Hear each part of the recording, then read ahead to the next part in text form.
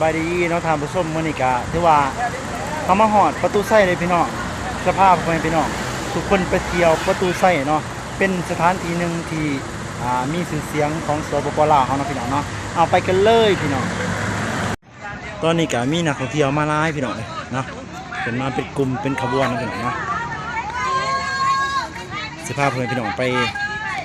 เที่ยวชมแล้วเนาะพี่น้องเนาะ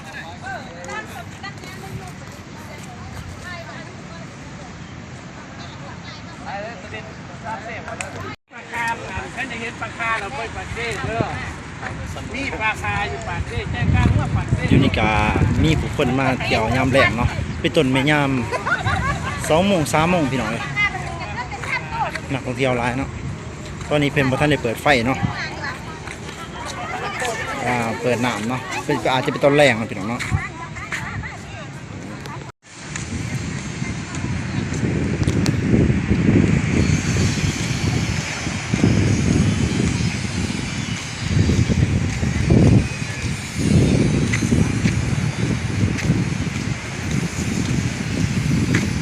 คือว่าสูงเนาะพี่น้องเนาะ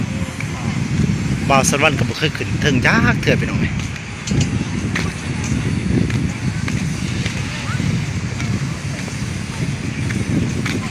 เอาใครไหมข้ามไหม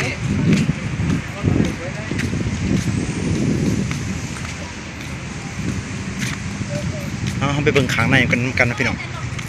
มีหยังแหน่เนาะข้างในเป็นสิเนาะผมอยู่สาว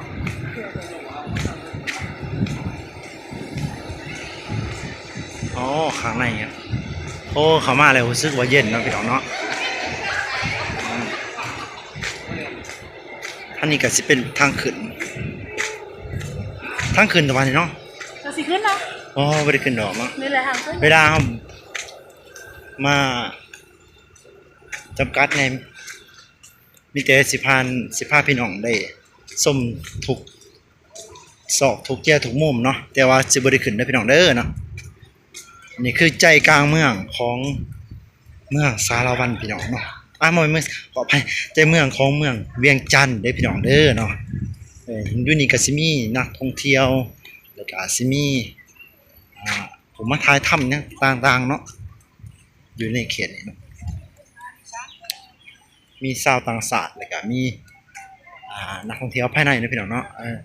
เขตนี้ประมาณนี้เนาะอยู่สถานีก็เหมาะแก่การท่องเที่ยวเนาะพี่น้องเนาะเหมาะแก่การท่องเที่ยวสำหรับนักท่องเที่ยวเนาะที่มาเที่ยวชมที่นี่ก็มาท่องเที่ยวสถานที่ที่ว่าเป็นเอกอัครของประเทศลาวเฮาว่าจังนะพี่น้องเนาะ